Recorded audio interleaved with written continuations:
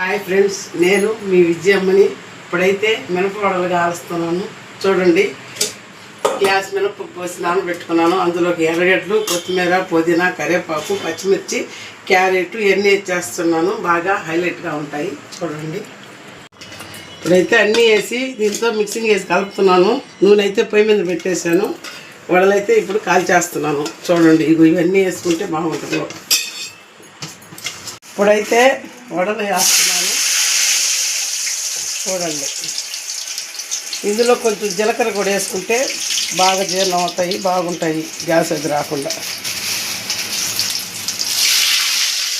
ఇప్పుడైతే వడలు కాల్చేసాను, ఇందులో తీసేసాను. చూడండి, టేస్ట్ చేసి చెప్తాను ఎలా ఉంటుందో.